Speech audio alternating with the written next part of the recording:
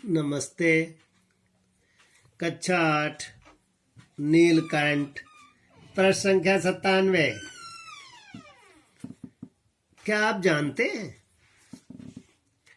मोर के सौंदर्य से प्रभावित होकर शाहजहां ने एक मयूरासन बनवाया।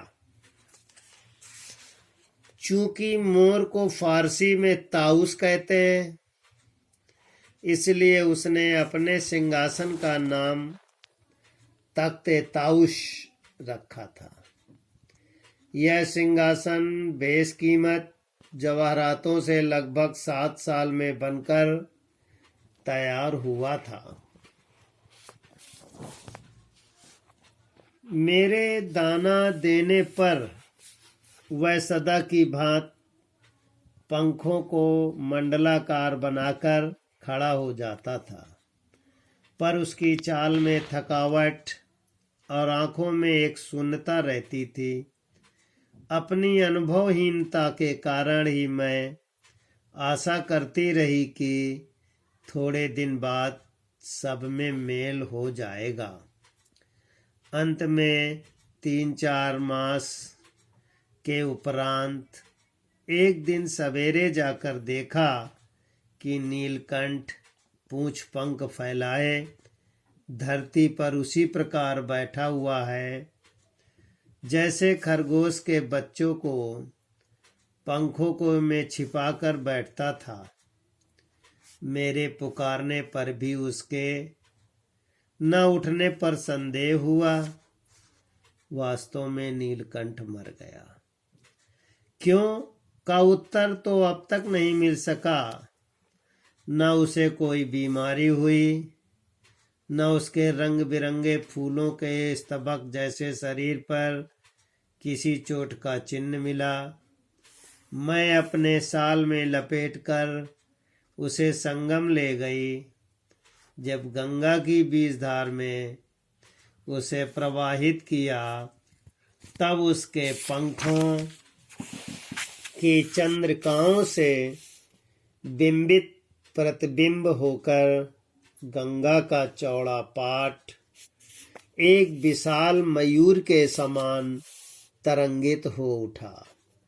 नीलकंठ के न रहने पर राधा तो निश्चेष्ट सी कई दिन कोने में बैठी रही।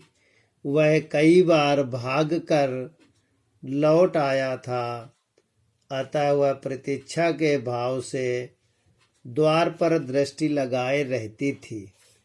पर कुब्जा ने कोलाहल के साथ खोज ढूंढ आरंभ की। खोज के क्रम में वह प्रायः जाली का दरवाजा खुलते ही बाहर निकल आती थी और आम, अशोक, कचनार आदि की शाखाओं में नीलकंठ को ढूंढती रहती थी। एक दिन आम से उतरी ही थी कि कजली अल्सेशियन कुतिया सामने पड़ गई। स्वभाव के अनुसार उसने कजली पर भी चोंच से प्रहार किया। परिणामतः कजली के 2 दांत उसकी गर्दन पर लग गए। इस बार उसका कलह, कोलाहल और द्वेष प्रेम भरा जीवन बचाया न जा सका। परंतु इन 3 पक्षियों ने मुझे पक्षी प्रकृति की विभिन्नता का जो परिचय दिया, वह मेरे लिए विशेष महत्व रखता है। राधा प्रतीक्षा में ही दुकेली है। आषाढ़ में जब आकाश मेघाच्छन्न हो जाता है, तब वह कभी ऊंचे झूले पर और कभी अशोक की डाल पर अपनी केका को तीव्रतर करके नीलकंठ को बुलाती रहती है। प्रस्तुत पाठ में प्रश्न संख्या 98 में नीलकंठ के मरने की अंतिम स्थिति क्या थी। दूसरा प्रश्न है, नीलकंठ को लेखिका तर्पण के लिए कहाँ ले गई। तीसरा प्रश्न है, अल्सेशियन कुतिया का क्या नाम था, उसने क्या किया। चौथा प्रश्न है, नीलकंठ के मरने उपरांत राधा की स्थिति क्या रही। 5वां प्रश्न है, आषाढ़ के महीने में जब बादल मेघाच्छित होते हैं तो राधिका क्या करती है? विद्यार्थी, कुब्जा द्वारा राधा के अंडे फोड़ने का कारण क्या हो सकता है? कुब्जा राधा से घृणा करती थी।